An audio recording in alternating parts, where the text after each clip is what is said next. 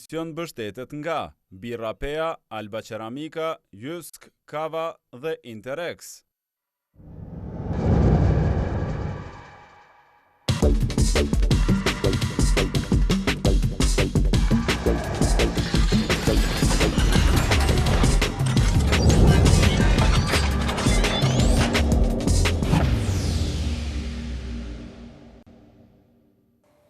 Një shekull pas njërit nga konfliktet më të përgjakshme në shekullin e kaluar dhe përgjithsisht luftës së parë botërore ku humbën jetën rreth 22 milion njerëz, ne flasim se a do të mund të evitohej ajo luftë, cilat janë pasojat dhe veprimet që quan në luftën deri atëherë më të përgjakshme në historinë e njerëzimit dhe pse gabimet që u quajtën që u ndërmorën pas përfundimit të kësaj lufte, pastaj sollën edhe atë që u pa lufta më përgjithshme ndonjëherë, pra lufta e dytë botërore. Por njëkohësisht do të flasim edhe për rolin që patën dy shtete antagoniste përgjatë pjesës më të madhe të historisë ndërmjet tyre, Gjermanisë dhe Francës, si ja dolen ato dy shtete që të i kalojnë mos pajtimet e tyre dhe të bëhen dy nga shtyllat kryesore të asaj që e njohim sot si Bashkimi Evropian. Në 100 vjetorin pra të përfundimit të luftës së parë botërore, kanë ftuar në studio dy ambasadorët e këtyre dy shteteve. Me mua sot është zoti Christian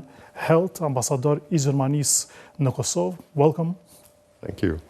Dhe ambasadori i Francës në Kosovë, zoti Didier Chabert. Welcome. Good evening, Adriatic. Pleasure to have you both here. And before we start, we're going to see a report on what happened and how the two countries are dealing now with that part of history and the relation that they have. So we're going to see a report prepared by Teuta and come back to the studio.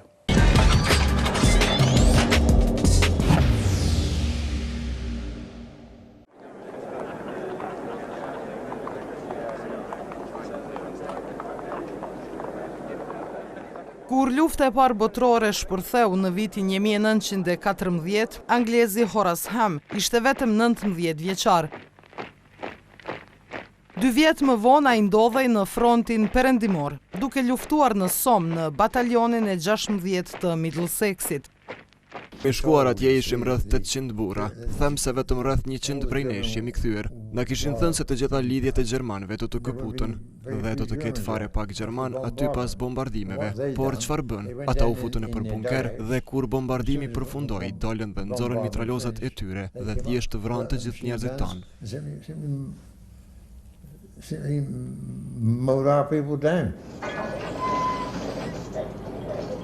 Kështu e përshkruan veterani Hem tmerrin që kishte parë në vijën e parë të frontit.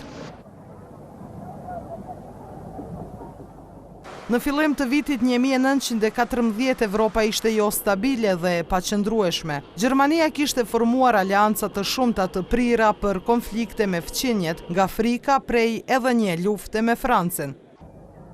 Aleati kryesor i saj, Perandoria Osmane, të kurrej, me që një pjesë e madhe territorit të saj u pushtuan nga Franca, Italia, Britania dhe Rusia. Por edhe Perandoria Austro-Hungareze ishte në zhdukje sipër me lëvizjet në rritje për pavarësi në shtete sikurse Serbia. Ferdinandit në Sarajev nga një nacionalist serb ishte pika e kthesës. Franz Ferdinand dhe bashkëshorti e tij u vranë me 28 qershor 1914. Shumë bosnjak e urrenin këtë perandori e cila pushtoi të zemruan në Rusin, e derisa disa lider gjerman nuk ishin entuziast për përhapjen e luftës, shteti përkrahte aleatin e vet Austrin. Austria druante nga reprizat sikurse në Rusi.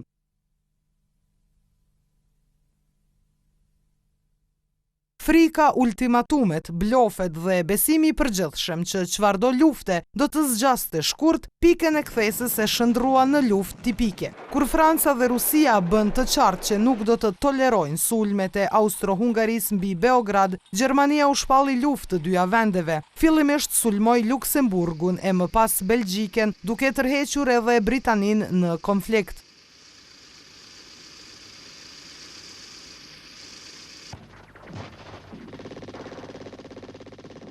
Gjermania sovran, por Rhinelandi u tkur dhe ballafaqohej me fatura të majme të reparacionit. Njeri prej tyre ishte padyshim Franca. Franca e Gjermania me shekuj ishin armeq. Gjermania u bashkua në vitin 1871 duke mposhtur në luftë Francën. Franca u hakmor duke fituar në luftën e parë botërore para se të turprohej nga Gjermania prap në vitin 1940. 5 vjet më pas, Franca ishte në mesin e fituesve dhe Gjermania u shkatrua.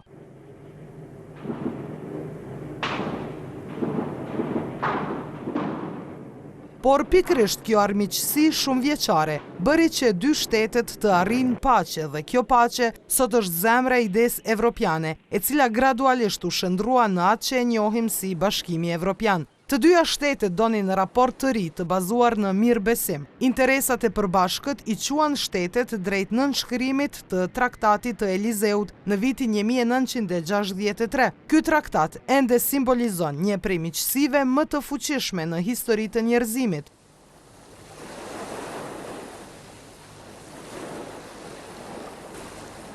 Në dekadat që pasuan, projekti evropian përparoi sa herë që Franca e Gjermania pajtoheshin rreth një pozite të caktuar, ndonse në pajtueshmëri me shtetet tjera evropiane.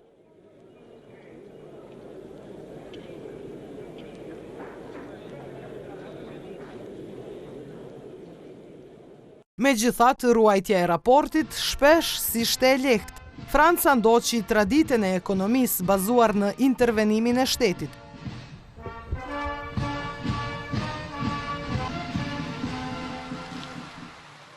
Gjermania perëndimore ndoqi tjetrin shembull, bazuar në ekonominë e tregut shoqëror.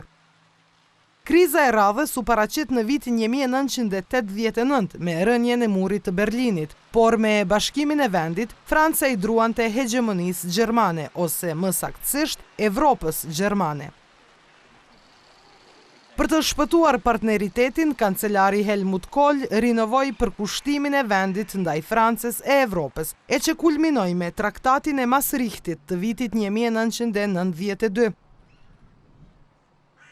Por raporti luhatej, ish kancelari gjerman dhe ish presidenti francez Chirac, Gerhard Schröder dhe Jacques Chirac se duronin njëri tjetrin. Për dallim nga ata, Angela Merkel dhe Nicolas Sarkozy shkonin aq mirë bashk, saqë dyshja quhej Merkozy. Në udhëheqjen e François Hollande pati tensione prap. Franca donte t'i përgjigjej krizës në eurozonë me investime publike, e Gjermania insistonte në disiplinë fiskale. Megjithatë pajtoheshin, siç ishte rasti me arritjen e armpushimit në vitin 2014 pas konfliktit në lindje të Ukrainës. Aber was lernen wir aus den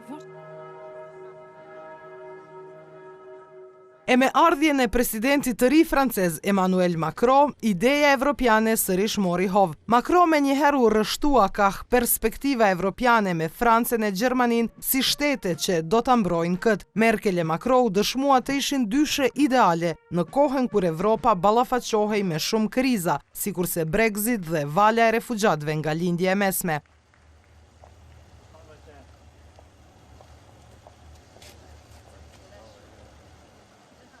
Derisa 100 vjetori përfundimit të luftës së parë botërore po afron, ceremonitë ndryshme për ditën e përkujtimit tashmë janë organizuar gjithandej botës, derisa ceremonitë kryesore do të mbahen të dielën me 11 nëntor, kur edhe u nënshkrua armpushimi. 100 vjet pas luftës, Evropa megjithatë kur nuk dukej më e ndarë dhe më jo stabile. Në gjithë Evropën, nacionalistët dhe partitë djathtiste kanë fituar shumë popularitet, e jo vetëm. Disa prej tyre madje kanë zënë vend në për qeveri, e të tjerat janë bërë zëri kryesor i opozitës. Les illusions d'une victoire glorieuse et rapide.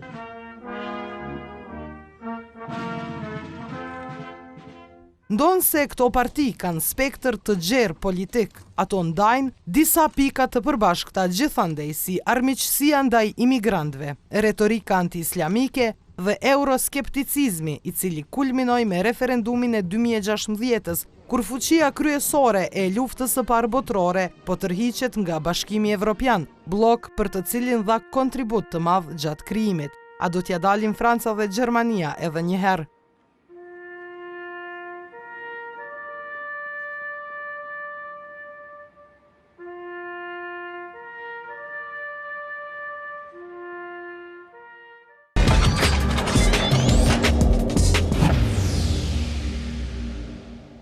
Mr. Ambassador, so 100 years since peace, since the end of World War I, and the World War I started after the longest period in history of peace and prosperity in Europe.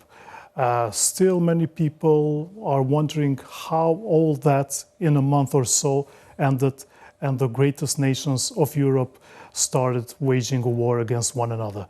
Could it be avoided? Well, there are so many factors who played into this summer of 1914 that I'm not sure, as historians say, there is no historical conditional, like you can't rewind things. What if things had not gone that way? The lessons we can draw from that is to never take things for granted. Also in today's Europe, we have to constantly work to continue building this united Europe we started off more than half a century ago as a consequence of these historical experiences. So we simply have to keep on working. And that, I think, is exactly the secret behind also the Franco-German duo in the European Union.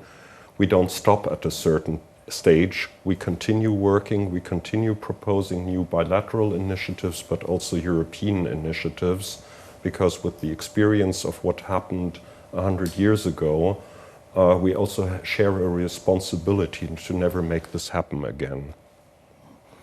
And yes, I fully share what the German ambassador has said. It was really a very absurd war, a terrible one which led to millions of young people around Europe which has been killed or severely injured. And as you have rightly said, it was a period of prosperity, stability and security in many European countries, especially in Germany and France. And nobody was expecting first that a war could occur in Europe, and especially a war which will last 4 years with such bloody consequences as that one. A French historian said once that the two countries entered in war because they have been unable to see that they were winning peace. Winning peace because it was a period of economic growth, industrialization, access to education, and this was really a strange thing. And the lessons learned of the First World War was really to think about how to avoid such a war in the future. And many young people in France would take part to this war and have been in the front, seeing the atrocity of the war. When they came back home, they said, it is the last one. We will never face a new war because this one was so absurd, so bloody, that most probably it will be the last war of the world's history. And then 30 years after that, Europeans once again entered in an even more terrible war. So after the Second World War, 2 decades after, so only 20 years after. 20 years. And then after the Second World War, it was really obvious for everyone that something has to be changed. And how to change things. And that's the reason of the French-German initiative, reconciliation, peace, dialogue. It was really the honest way to address such situation and to avoid definitively any possibility of comeback to a war situation in Europe. But we have seen that it was very positive results between France and Germany, but we had after that other wars elsewhere in Europe. So now it's the moment to see how we can build on the French-German reconciliation, to see how in Europe we can expand the spirit of the French-German reconciliation to other regions of Europe. But as you said, everyone was cautious about what happened during the First World War, but then how the two societies could not overcome the hostilities, because as you mentioned, after only 20 years, another great war, the Second World War, started. So there were initiatives for reconciliation, cooperation between the two wars. Why did they fail? there has been some attempt between the two world wars to have new type of relationship between France and Germany. It was the Briand-Stresemann discussions, but it was difficult at that time to put the two societies, the French one and the German, in contact. So it was just an a small number of politicians which would decided to start to discuss with their counterpart in Germany. But the whole society was not involved in this reconciliation process, and at the end it fails. So this was also the idea after the Second World War, to have a reconciliation process which will deeply involve the two civil societies of France and Germany. I would very much agree on that, because basically in the 1920s it was still an elite project, so very few people traveled to the other country. There was no youth exchange like after World War II on a broad scale. So people were still completely left to propaganda, to nationalistic myths, and I mean, in Germany, for example, people believed that it was just some weird politicians who forced them to sign the armistice on November 11th, and that the German army had remained unbeaten in the field. There were legends, the so-called Dolchstoßlegende, that basically the courageous German soldier standing on the front was stabbed in the back by some leftist pacifistic politicians. And so these myths continued.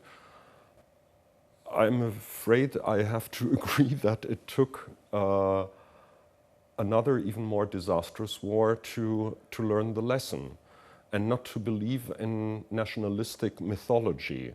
Because, I mean, we have like one wonderful example, which is about a historical figure we share between France and Germany. So if a German pupil goes to France, knowing the big emperor Karl der Große, he will be very astonished to discover that there is a Charlemagne on the French side, revered by France and the French, and basically it's the same person. We interpret him our way in Germany, the French interpret him their way in France, according to, let's say, the analysis grid of nation states evolving in future centuries. So it's this mythology also which I think played a major role in not having the projects of peace building in the 1920s succeed. And we had various projects which were taken again up after World War II, which had kind of trial runs in the 20s but didn't work out because there was no popular support for them. So I think one of the real problems was preconceived ideas about the other country and its population because they were unknown. Now something like that would be unthinkable. And we hear about the fear that many people describe, or when they go back and see who Germany is or who France is, but especially Germany and German nation.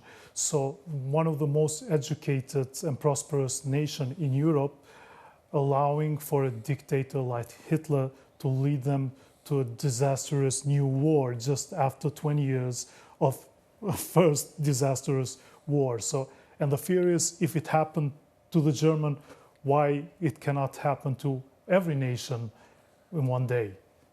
I mean, there's a specific dynamics also with economical crisis, etc., which happened in the 1920s and led to the developments in the 1930s.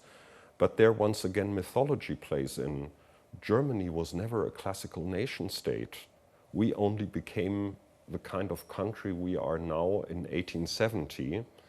And as a modern nation today, if you look at it from the legal point of view, we are a fully sovereign nation since 1994. So I wouldn't go too much into these kind of definitions, but I think it's rather a question on how people feel, how citizens feel. And I think one of the key factors after World War II was that people on a broad scale felt the genuine need to reach out. And this European success story could not have been made had not those who were the winning powers held out the hand to those who lost, and that was us. I think also that, history is not repeated. And the situation now very different, not only because the civil society can easily enter in contact and discuss as exchange, but also because the democratic values are deeply rooted in Europe, in the society. We have now a wide comprehension of what are the human values, and we share the same human values all over Europe. This is the key issue of the construction of Europe.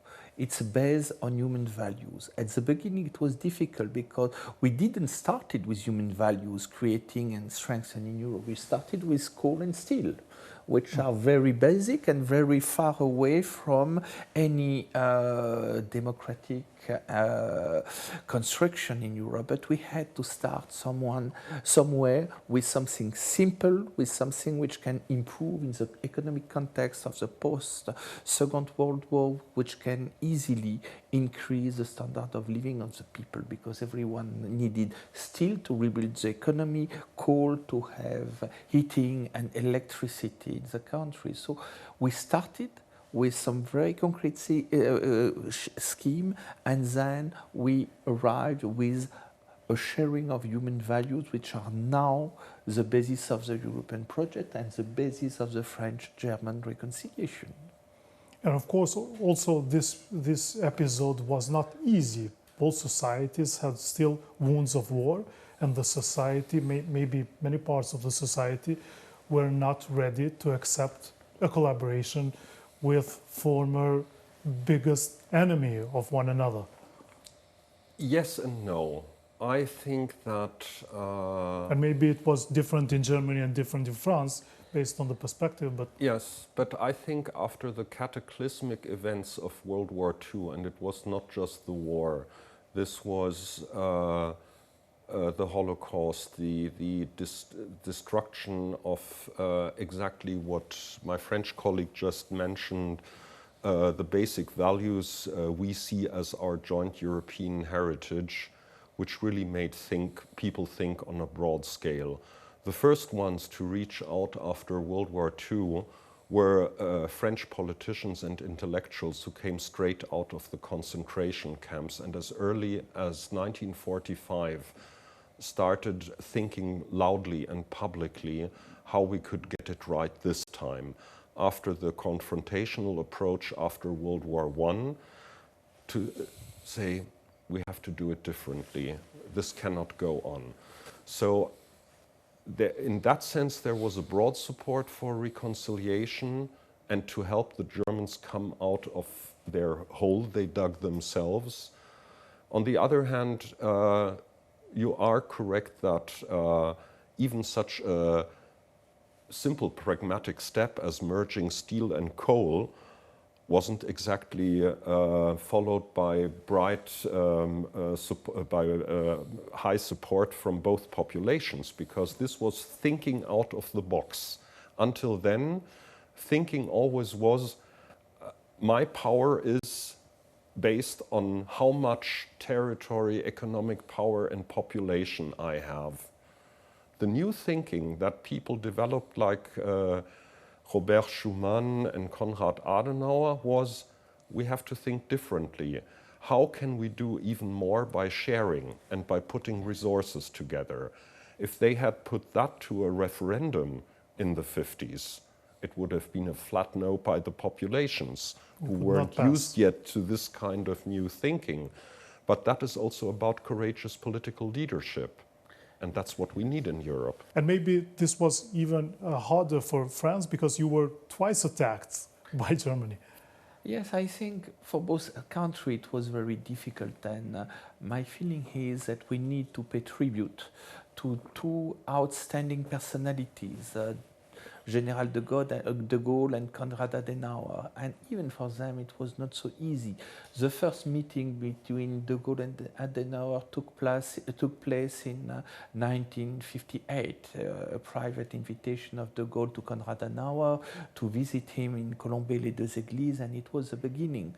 But between this first meeting between de Gaulle and Adenauer and the Élysée Treaty of '63, it took 5 years to develop the concept and the idea of how we can create a framework for the French-German reconciliation. So it was not easy, and it was, as Ambassador Held said, it was a personal commitment of a few outstanding personalities, de Gaulle, Adenauer, Schuman, and some others, but they succeed.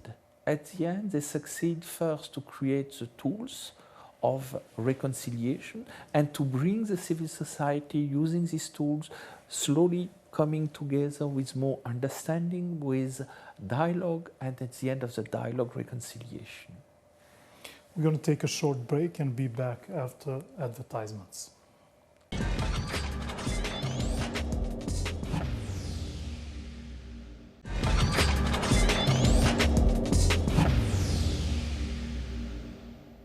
Rubikon sot në përvjetorin e 100 të përfundimit të luftës së parë botërore, po flasim me përfaqësuesit e dy shteteve që kanë qenë dy ndër shtetet që më së shumti kanë pasur lufta ndërmjet vete, Gjermania dhe Franca. And ambassadors, so just after the war ended in Kosovo, we were hearing everyone telling us, okay, so you fought, now it's peace, so look at the examples in history. You have Germany and France who fought so many wars, have millions of casualties in people, and are the biggest collaborators in Europe today.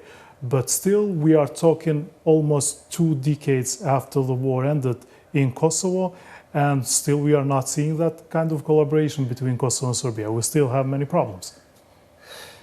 First, I would say that between France and Germany, reconciliation is not something done. It's an ongoing process.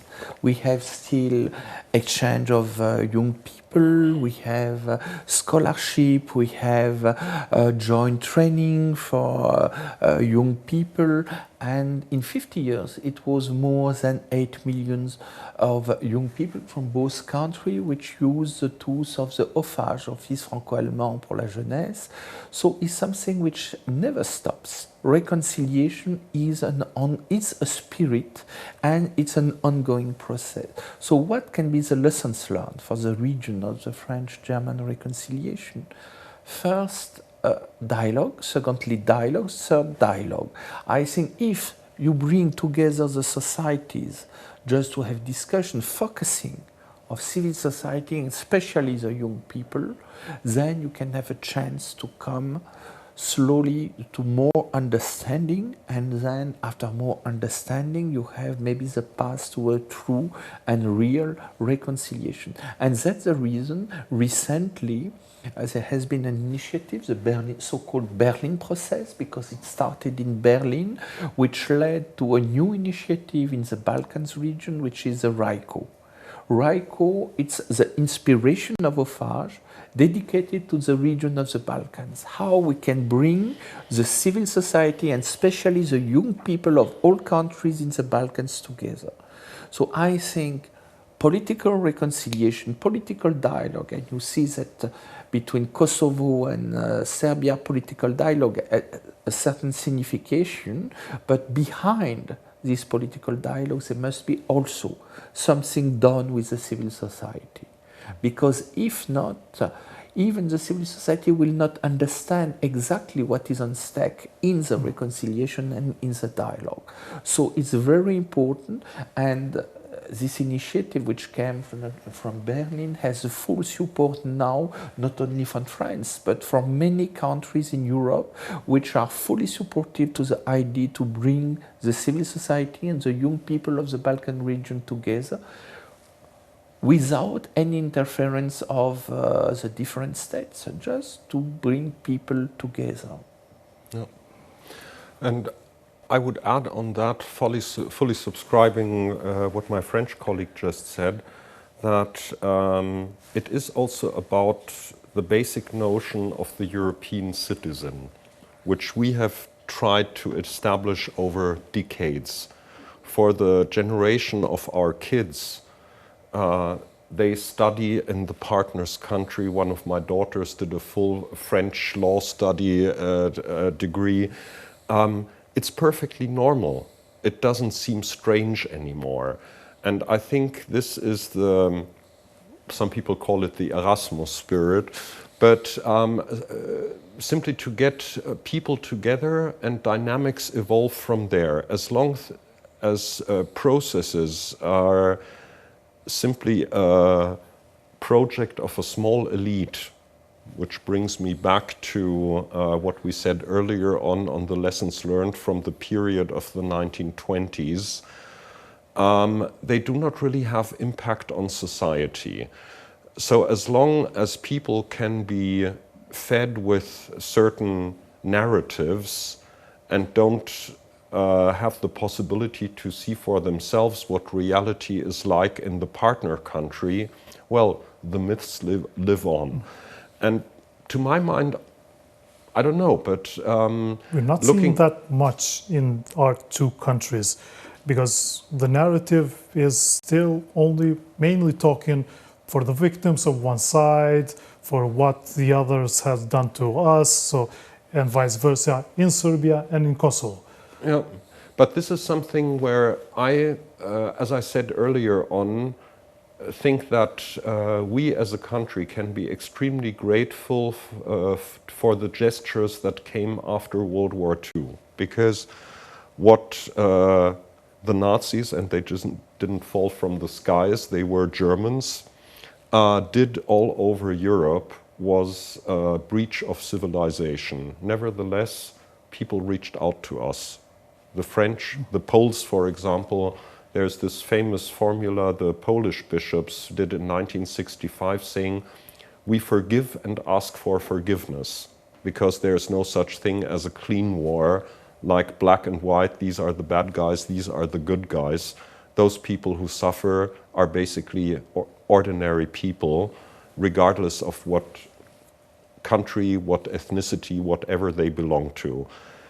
If this is the basis for a discussion, then we're already somewhere. To get away from, we're the good, they're the bad. But to do a kind of, today they call it healing of memories process. But this is exactly what, for example, the Franco-German Youth Office achieved. Basically getting young people together and also let them talk about their prejudices and suddenly discover, well, the others aren't as what we initially thought. They are human beings, they are Europeans, they are European citizens, which brings me back to this notion which I think is elementary. Some outside powers do not really understand the spirit of the European Union. It's not about free trade, it's not about customs free, it's about a spirit of European citizenship. Because if you really look into history, you will discover that you cannot define everything by the classical nation-state concept, that there is a much larger joint heritage we share. I agree that reconciliation is a difficult thing, and the reason it must go step by step, and the way France and Germany has decided to tackle the issue was very concrete and very project-oriented. Offage, it was dedicated to the young people, and then we create European Union, and between the signature of the Élysée Treaty and the moment in which Mitterrand and Helmut Kohl went together to Verdun, it was 30 years. So some issues need time. Some issue can be tackled directly. It means projects in which people can exchange, can discuss, speak of history, and starting slowly, step by step, to come closer together. And that was exactly the way the French-German reconciliation was organized, to create structures, not only words, but structures.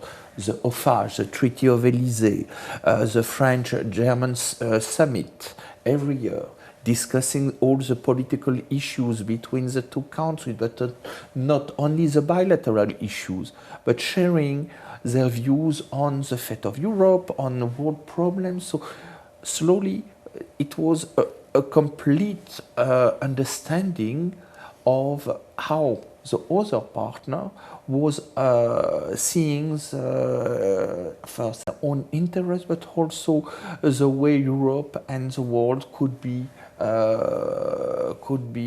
addressed together. But in this context, as you were mentioning, so in Germany there was this process of denazification of Germany. So we haven't seen that happening, for example, in Serbia. In Serbia, you still have the same people who were 20 years waging war, still in power and very popular today. So we see the generals of Serbian army who has been indicted and served prison sentence in The Hague, coming back and being hailed as heroes and writing books who are financed by Ministry of Defense of Serbia. It happened just weeks ago. So how to compare the two, what your countries did to achieve reconciliation in this, what we are seeing today in the context of Kosovo and Serbia? I'm extremely reluctant to draw direct comparisons. First of all, what the Nazis did, by the way, also in this region, was pretty unique. And the Holocaust was a unique crime. So I can just speak... Every crime is unique. Yes, but still, I think it wouldn't fit into any other parallelity, and I do not see myself drawing comparisons where, also as a learned historian, I would refuse to do so, because, I mean, as we mentioned earlier on, the Franco-German experience or the Franco-German toolbox can serve maybe as an inspiration, but certainly nothing can be transferred one-to-one. I can just speak about our own experiences we had in Germany, where it sometimes took a very long time until you had, beyond academic and political horizons, also a kind of popular feeling that things went terribly wrong in the 30s and the early 40s. There was this famous American TV series, Holocaust, which was aired in 1978. So basically 33 years after the end of World War II. It was only then that in West German society at the time, because in the East the propaganda was that this was the place where all the good guys were and all the Nazis were in the West, but that's another story. But anyway, this was the first time that there was a public awareness, not about statistics, about figures, about faraway stories with war crimes trials in Nuremberg, where everybody could say, that's none of my business. But suddenly seeing stories of where did our neighbors disappear to, or the neighbors of the grandparents or the parents. So this had an extremely humane touch, because suddenly questions were asked which had never been answered before. And so my answer to your question would be, this has to grow from within. This cannot be kind of dictated from the outside. And as I said, in Germany, we had the helping hands of people who reached out, whose countries had gone through terrible experiences under German occupation.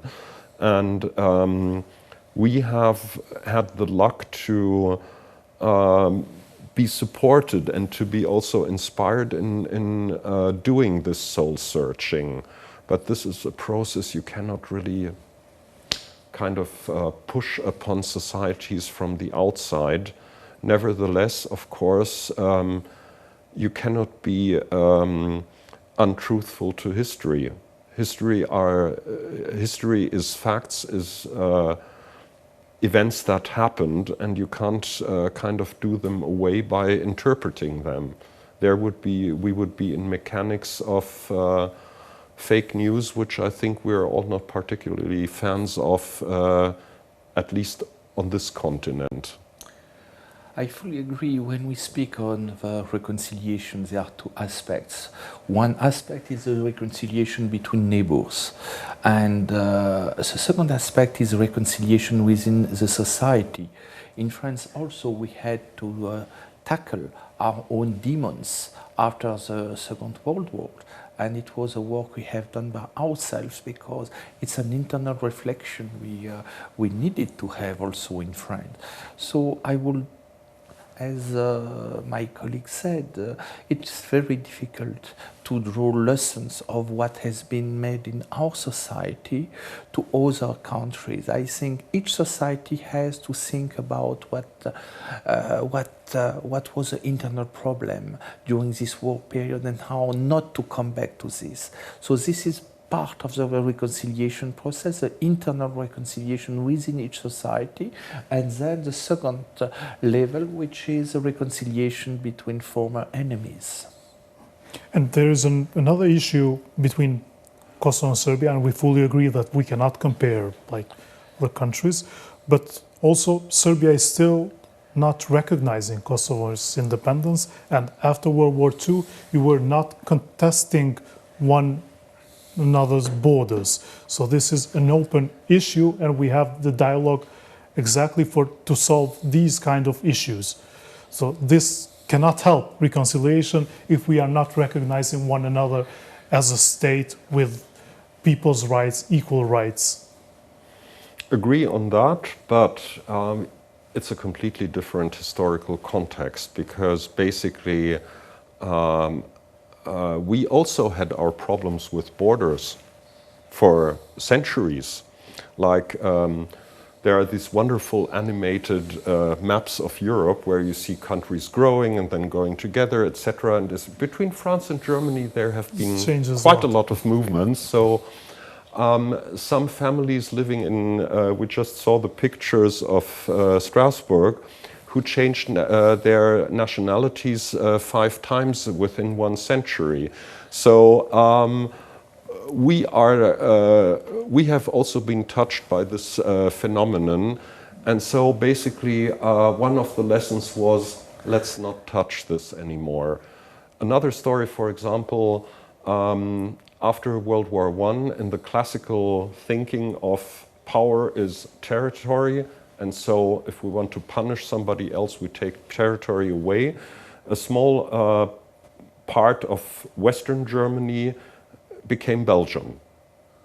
Small part, 100,000 inhabitants, and there even was in 1926 a tentative to buy this back from Belgium.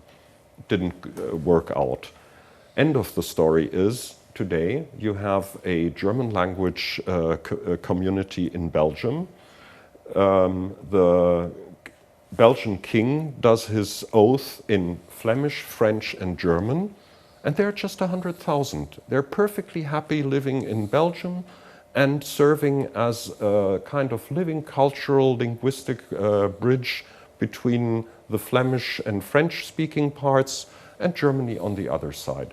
No problem whatsoever, because basically after what was decided after World War I, people said, let's leave it that way. We have also some other example. For example, there is a region near France, in Italy, which is a French-speaking region, the Val d'Aoste. After the Second World, some said maybe we can bring back the Val d'Aoste to France, but people said, no, we don't want to have any problem with Italy. Italy is a friendly country. They can live in Italy. If they can want to speak French, they will speak French. If they want to speak Italian, they will speak Italian. But the question of the border has not to be reopened again. So it was a very important decision in France that we need friendship with Italy, not creating problems. And it was up to the people living in the Val d'Aoste to decide which culture they want to develop, which language they want to speak, but certainly they will live in a state which will be Italy. And respecting European citizenship Yes. once more, with cultural rights, with linguistic rights, etc. Because basically, I mean, why did we build this Europe? Also to make borders not palpable anymore. I mean, I still remember as a kid border crossings and also money exchange, etc., to make all of this an open space. Open spaces are much better for creativity, cooperation, etc. So I keep wondering why there is so much emphasis on territory and borders in political discussions, whereas the end of the game, and both our governments see this region clearly within the European Union, would then be to make borders not forgotten, but at least not physically felt. So people between these two small German language cities in eastern Belgium, Eupen-Malmedy, they drive freely to the other side of the border for shopping, whatever. You have it all over. Which again is not the case with what we are seeing these days between Kosovo and Serbia, because there are different voices advocating for exactly the opposite. The change of borders, the correction of borders, the gaining of Prešov Valley and joining Kosovo, and the north of Kosovo to join Serbia. So this is something totally different of your narrative. No, what we think that the basis of reconciliation is goodwill and discussion. That's the reason it's your responsibility. It's the responsibility of Serbia to discuss and to find an agreement in order to solve your bilateral issue and to come to full recognition of the both states. So I think it's really up to you to decide what you want to discuss with Serbia, how you want to discuss. And it's not up to us from outside to decide what are the red lines. So, but what we want for the stability of the region and the stability of Europe is that some dialogue could occur and could go in the right direction, which is a legally binding agreement which can lead to full recognition of both countries. This is the target. But the responsibility to lead the process, it's in the hands of Serbia and Kosovo, not in our hands. It's not up to us to give you red lines. Of course, France as well as Germany recognized Kosovo as independent in these borders and the territorial integrity it has now. So what you're saying basically is we are recognizing you, you are independent, but it's up to you what you want to achieve in a deal with Serbia.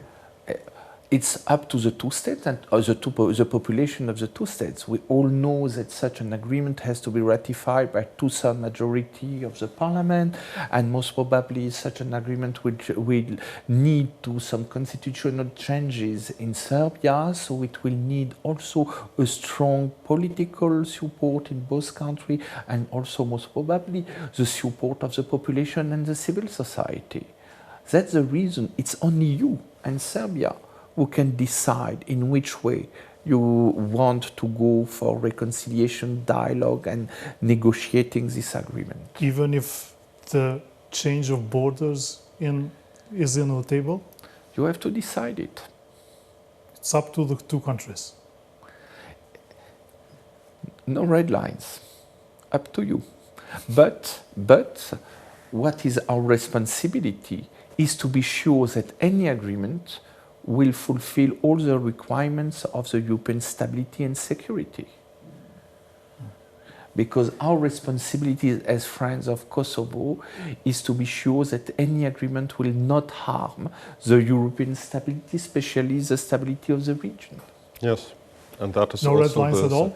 That is also the stability of this country, and I agree that it is our joint responsibility.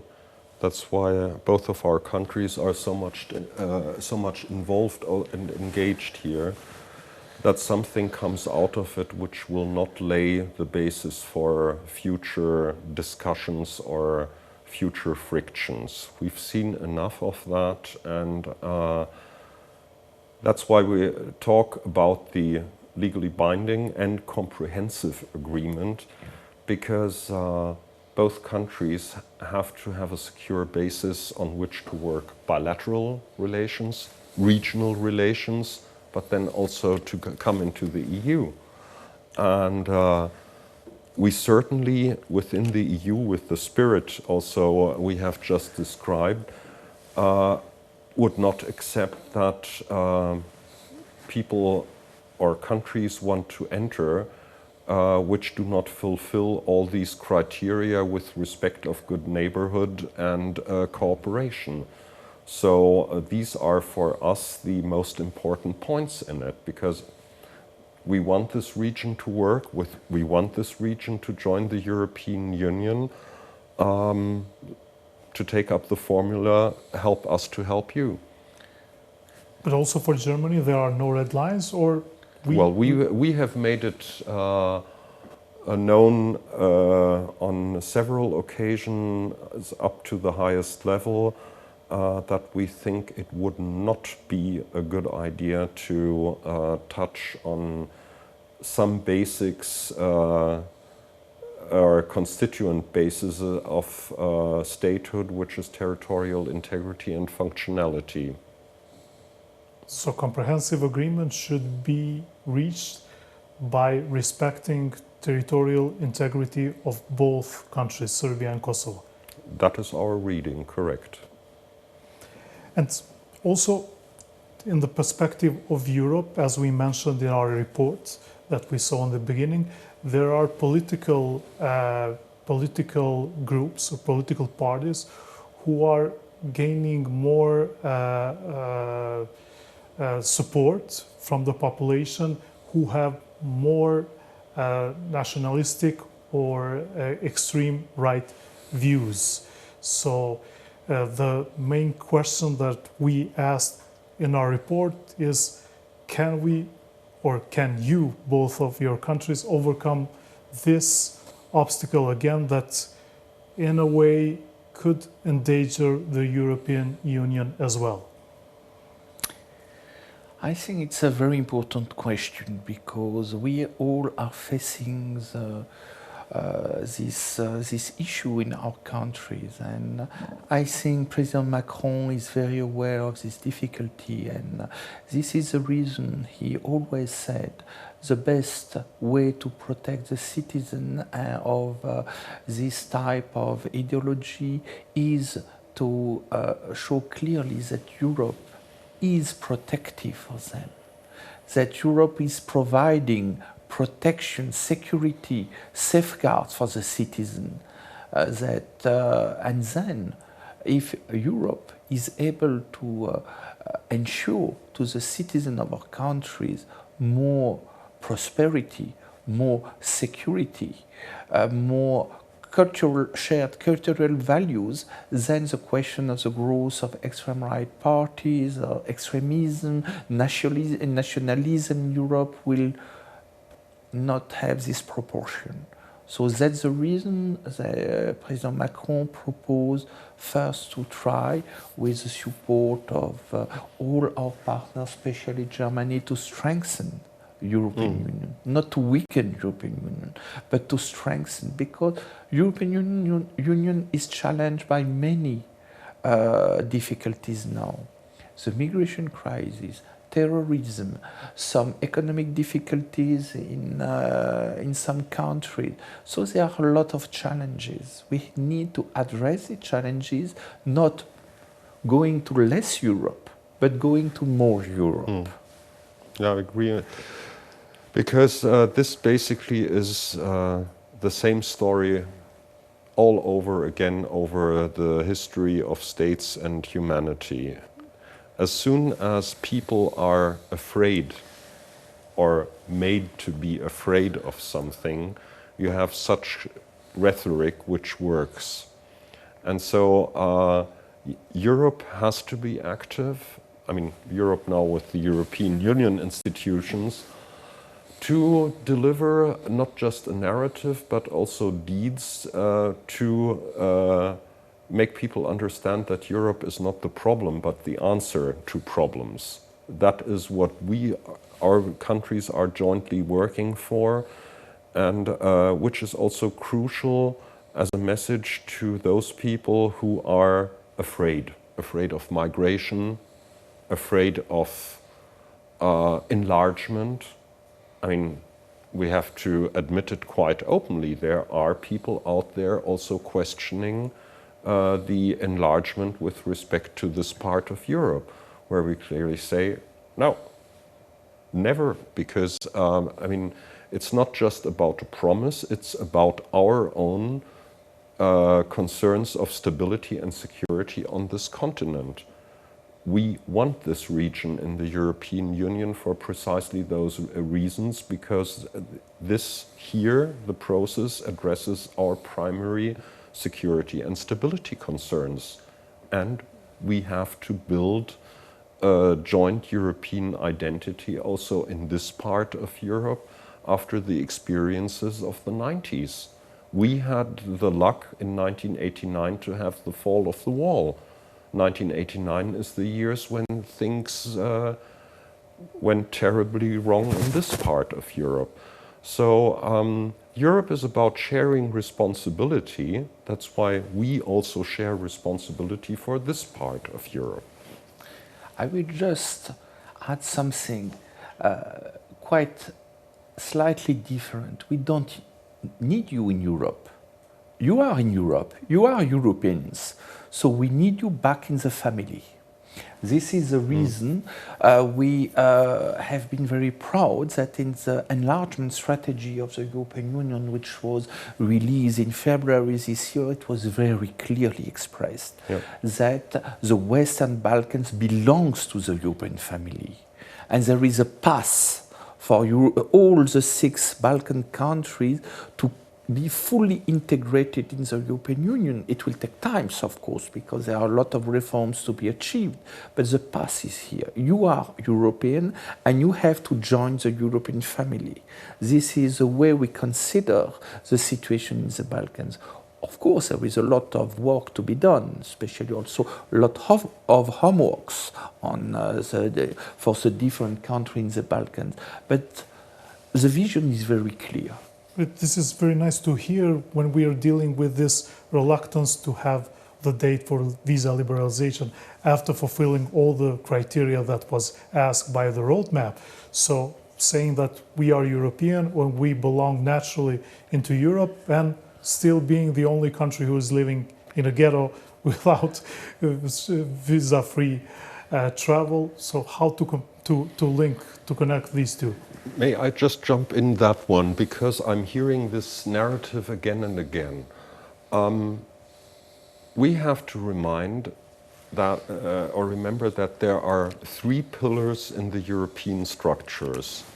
That is the Commission, who has been dealing now with the roadmap process for 6.5 years. That's Parliament. And now comes the 3rd pillar with the European Council, which means the member states. So we are taking all of this seriously, and taking it seriously also means that they just do not funnel it through the decision-making process, but that they have a look at things. So I think it's to a certain degree also legitimate that, because the process until now was run by the Pare Commission, that now also the member states have a look at what the Commission proposed. The Commission proposed saying, from our point of view, the conditions are fulfilled, and now the member states are looking at it. With respect to the timeline, I mean, and this is no fault of Kosovo, when the big train of visa liberalization for the Balkan states came, you just had, let's say, newly arrived in the family of the countries here. And yes, I know there is a time lag in several processes, like only since 2016 you have a stabilization and association agreement. So it's a little difficult to compare it. Believe me, I know from the daily work at my embassy what this means for the citizens of Kosovo. But I would also ask for some respect for the third pillar of the European structures, which is the Council. And we are doing everything to get this along, but we cannot completely blend out that they are also one part, one third of the power architecture in Europe. The logic says that the Council will vote in the same manner as the Commission and the Parliament, because otherwise then they have to blame these two institutions that they didn't measure the criteria correctly. So someone has to take some blame, if I can call it like that. I think it's different levels, that it was very clearly expressed by the German ambassador. There are three pillars. Each pillar has its own competencies. And coming to the decision of the Council, it will be a decision to assess visa liberalization. It's a question of partnership. And what will be assessed, it's if the evaluation of the Commission is still valid. Maybe it was valid in May, but some changes occur after that. And it's tremendous important for many countries in Europe to have discussions with Kosovo and authorities on this subject, to be sure that Kosovo will be a reliable partner on this visa issue. And I think almost all the road has been done together. So now we need to make together the last kilometer to finish the process. But it's up to the decision in the Council. There are some concerns, some discussions, but I think it must be a sort of discussion. Everyone has to hear what the other side is expressing, and we are fully aware on the very high sensibility of the subject for the civil society of Kosovo. So far, from the experience, we have seen that all three institutions followed in the same manner, so it is to be expected that the Council will be in the same voice as the two other institutions. Otherwise, it's going to be a sui generis case only for Kosovo. Look, I have been asked back in May, are you hopeful that visa liberalization will come soon? I said, yes, I'm absolutely hopeful, but the only thing I can express is the hope, because I cannot say when, because people try to squeeze out a timeline. This is not our decision. We are not the Council. So we have our competent authorities looking into it. I think we all who are living and working here know very much what is at stake. We are hopeful also in the sense what we said earlier on, like the youth exchange. I mean, we really see an added value that a whole generation of young Kosovars who did not have the ease to discover the European Union they are supposed to join in the next years. They can go to Germany and travel to France to see how you are collaborating. Exactly. And I see this also from television only. To just to also experience first-hand experience best practice, and also to see that some things may be stricter than here, some things more liberal, but at the same time to get a first-hand experience of this. So also in the sense of that, I very much personally hope that this will come soon, but once again, please don't try and nail me or us down on dates, because It's not in our hands. Exactly. I fully share the appreciation of the German ambassador. And on one small point, especially, for example, in foreign policy, it's very often that the Council contradicts the European Parliament because it's two types of different accountability. To have these contradictions? No, because the Council is governments which are accountable towards the population, and the European Parliament is in another spirit. So I think each pillar has its own field of competence, and we have not to mix the responsibility. Now the decision is in the hands of the Council, it's not in the hands of the European Parliament, it's not in the hands of the Commission. So we must be aware of the exact scope of responsibility of the three pillars of the European Union. So what you're basically saying is that visa liberalization will come, but we cannot give you a date. If you say that, Adriatic. I cannot guarantee you that. So we can be sui generis in this issue, to be the only remaining like less than 2 million people in Europe who do not enjoy visa-free travel? There's a possibility to see that? I think that there is a path and a route to take, and you always arrive to the end of the route if you are not changing the route. So everyone in Europe is aware of the importance of visa liberalization for Kosovo, but as it was said, the process must be put to the end. And it's not now, when everything is very close to a solution, that it's a moment to derail the process. And on 11th of November, there is a big ceremony being held for the occasion of 100th anniversary of the end of World War I. So is there something we should expect concerning the region, or you cannot say much concerning that?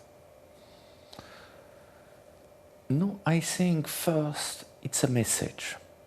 It's also important that such commemoration can take place, because it's also memory.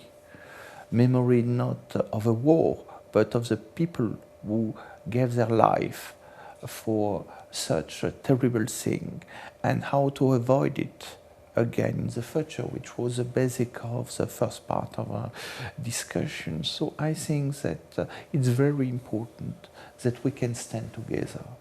Then we can be the one who can express this message of peace, reconciliation, especially here in the middle of the Balkans.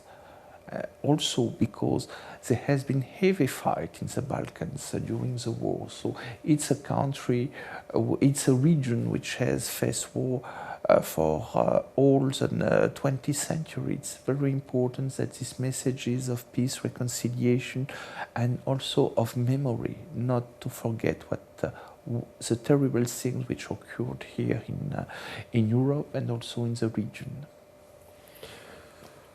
To, yes, underline that, I had, during my time in the German army, which was in the 80s, we had a visit to Verdun.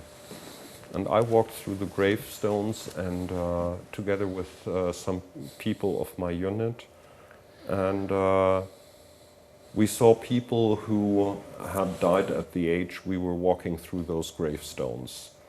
So we have gone through two experiences of completely wasted generations.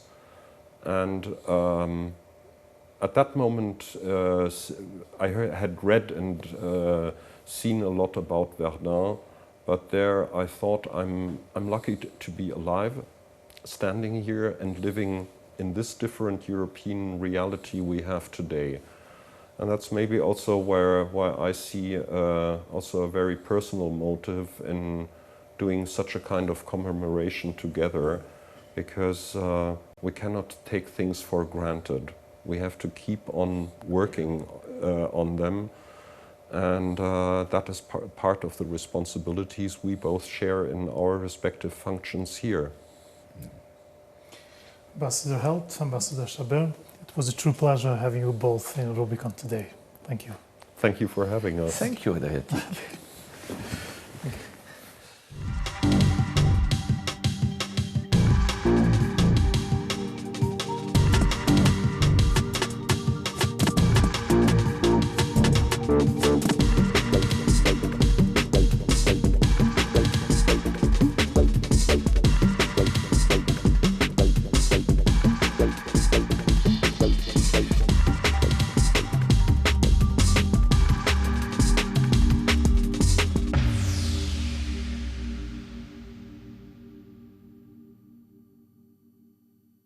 Ky emision mbështetet nga Birapea, Alba Ceramika, Jysk, Kava dhe Interreg.